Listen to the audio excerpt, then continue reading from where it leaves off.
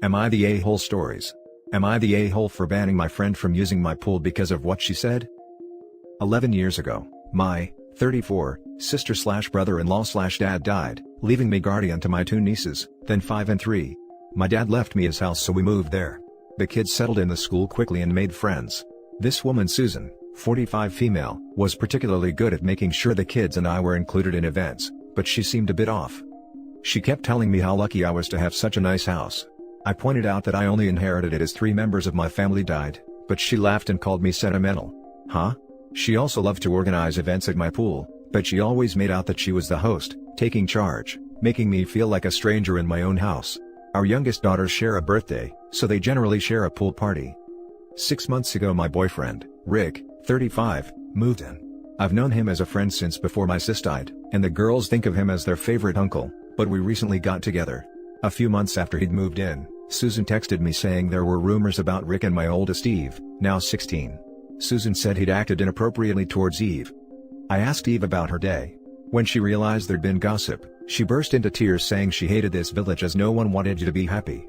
She said as they walked down the high street, he'd given her a side hug and kissed her on the top of her head. She said it made her feel like she had a dad for the first time in her life, and now the moment was ruined.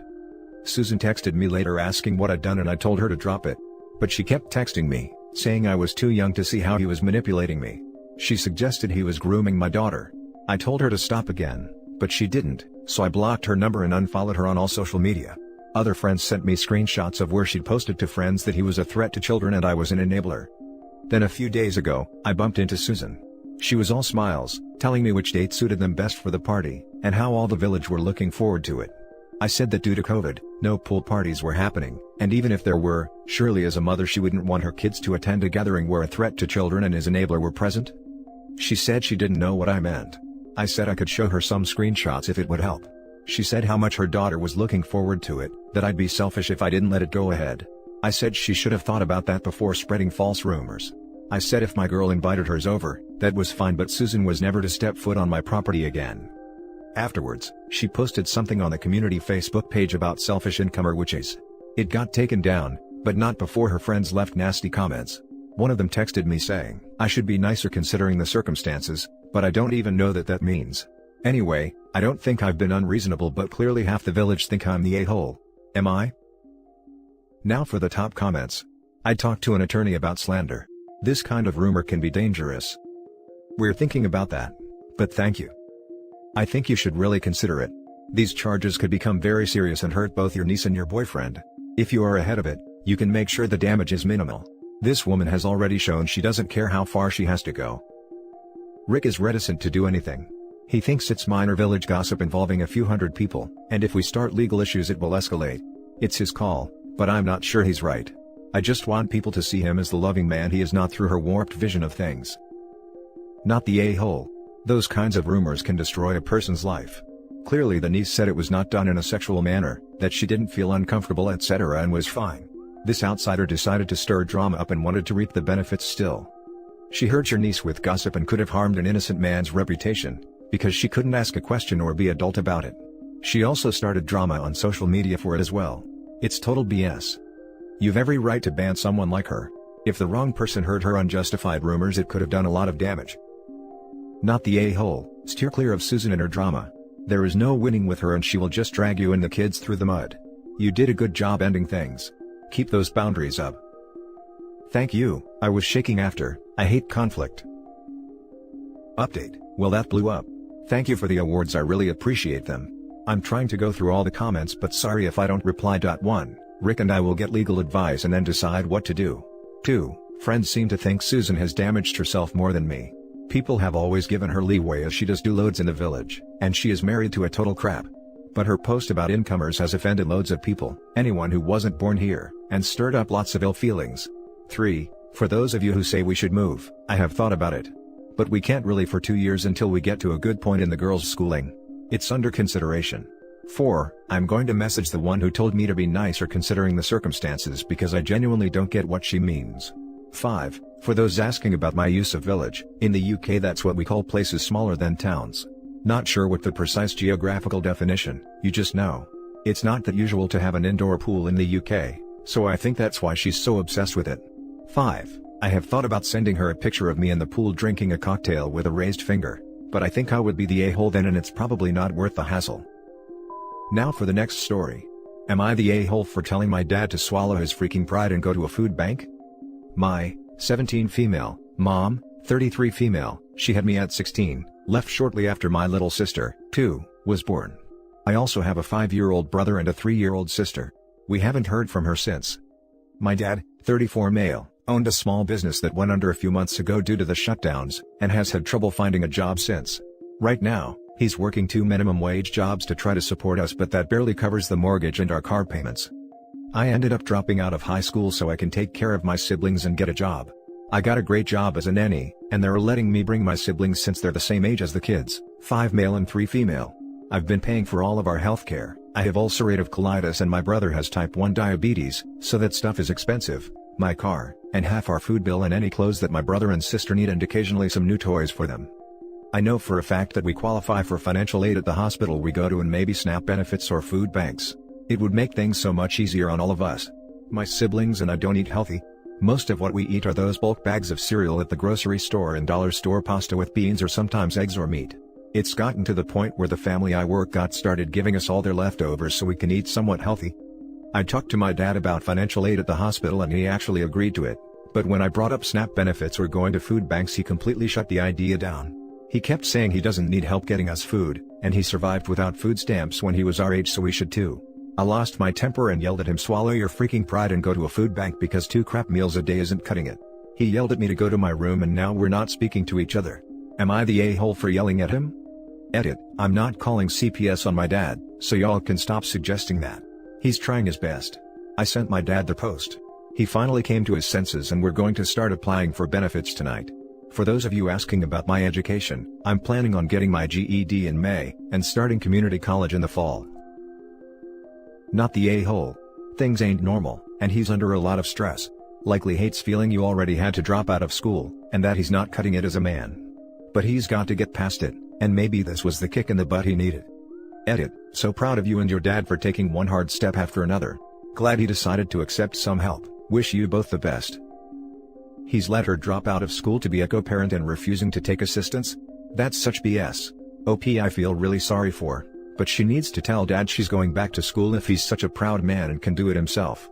Yikes. Not the a-hole. You're right, it's just his stupid pride. You're sacrificing a lot for your family right now before you're even a legal adult. The least you deserve is some decent meals. I'm heartbroken for any parent in the situation he's in.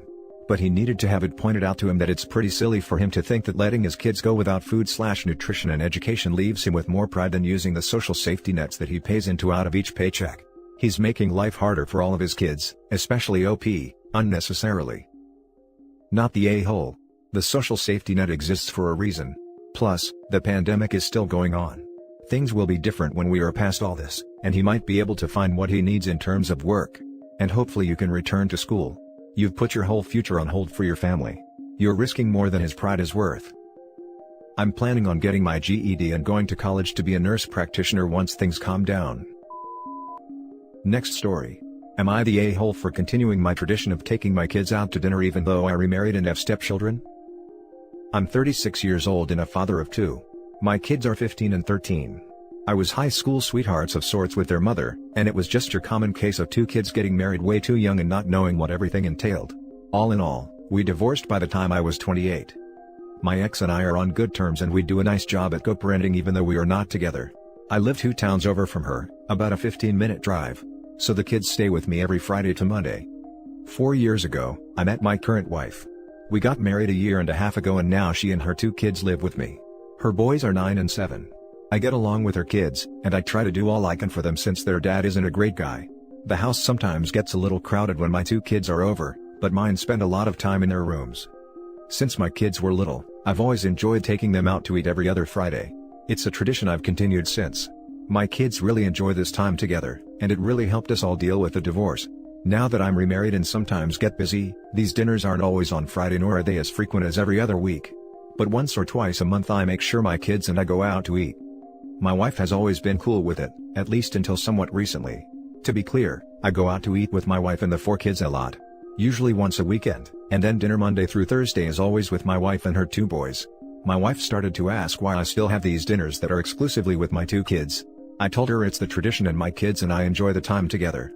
She said since I'm remarried and have stepchildren, there shouldn't be any more me and my kids dinners. I told her that we all go out to eat together way more frequently than I go with just my kids, and that we go out less than we used to before I got remarried, so I'm compromising a bit. She still insists that it's wrong to take my kids out to dinner where we pretend I don't have a new wife and 2 stepchildren. I don't know where she got that from, but that's what she said. Now for the comments. Where we pretend I don't have a wife and 2 stepkids. Not the a-hole, that's not what you're doing. It's so important for kids in blended families to feel they are still valued and still get one-on-one time. Especially given the age differences here, teenage children have different topics they care about and need different attention. Doing things with your children from your first marriage alone sometimes does not invalidate the other time you spend with your wife and stepchildren, and she should be understanding that you have multiple priorities since she does as well. Not the a-hole. It's even important to do one-on-one things with your kids in a full bio family. If she is adamant you cut out doing things with just your bio kids, then to make it fair you shouldn't do anything with just your bio kids when yours aren't there. All for one and one for all and all that crap. Not the a-hole.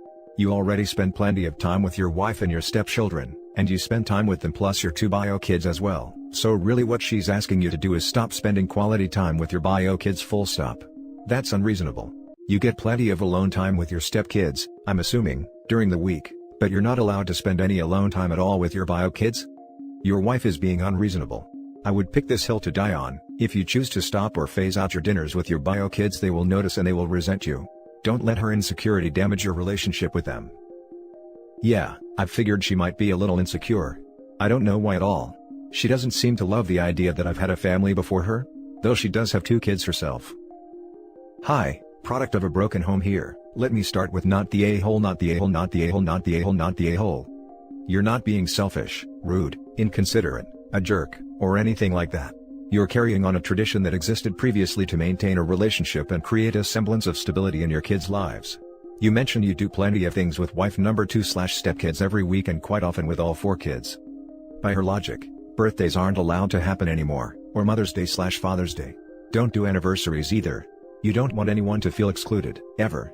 Everyone has to be included for everything, always. Ha ha ha, thanks. You sound a lot like some people I'm friends with on Facebook. Now for the last story. Am I the a-hole for not spending enough time with my kids after my husband died? My husband died a few months ago and a drunk driver hit him. We have 4 kids, a 4th grader, 3rd grader, 2nd grader, and 1st grader. 4 kids is a lot of kids, but together, my husband and I managed without needing help outside of the school offered after-school care. Now that it's just me with 4 little ones, I had to hire a nanny to make sure the kids get to after-school activities and grief counseling. I have my dream job. Without giving too many details and identifying myself, my schedule is where I work 10+ hours for a few months, then I have 2 months or so off. I am always available in the morning and have weekends off. I always make the kids breakfast and drop them off at school. When I'm working, I'm not usually home for dinner. I do meal prep and essentially all the nanny has to do is pop something in the oven. I try to be home for bedtime. I probably miss 2 or 3 bedtimes a month. But my in-laws have been telling me that I'm a bad mom. Now that my husband is dead, I need to be home more. My kids are handling the death pretty well from what I've seen and what their counselor has told me. When I'm not working, I spend as much time as possible with my kids. I plan fun adventures and have game nights and things like that. We have a great relationship. My in-laws want me to quit my job. Financially I can do that, because of life insurance and my saving from my high-paying job, but I don't want to. I love my job, it's very fulfilling and I'm doing what I dreamed of doing as a kid. I feel I can do that and care for my kids. Am I the a-hole for not quitting my job and hiring a nanny to help me care for my kids? Not the a-hole. From your description it doesn't sound like your kids are suffering from your working lifestyle. Money isn't the most important thing in the world, fulfillment is. Your kids will suffer more if they have an unhappy parent at home versus a hard-working and active parent. Your in-laws are probably still in mourning and looking at a person to put their anger towards. And try to spend one-on-one time with each kid. Affect it for the 1 night a week, with each kid for half an hour later bedtime where you do something low-key together, making the next day meal prep, or a puzzle, time to know each other as individuals. The extra half hour before bed is a great idea. I do make sure they get one-on-one time, but I do worry it's not enough. Thanks for the suggestion. If you were their daddy, literally no one would think twice about you going back to your job. Keep that job you love, keep spending time with your kids. Reconsider the in-laws who are going behind your back to convince your kids you don't love them enough. not the a-hole. It's not always quantity, it's quality of time you're spending with your kids. You have to provide for your kids by yourself now. What do your in-laws expect you to do? Quit and be a stay-at-home mom with no one making money? They're being ridiculous, and it sounds like your kids are doing as well as they can be. So sorry for your loss. This, plus below the line, I'm pretty sure she's spending at least as much time with her kids as anyone with a regular job. It's just not in a standard construction. And that's it for this video, guys. If you have thoughts to share, leave a comment below. Don't forget to hit like and subscribe if you like this content. I'll catch you in the next one. Good day, everyone.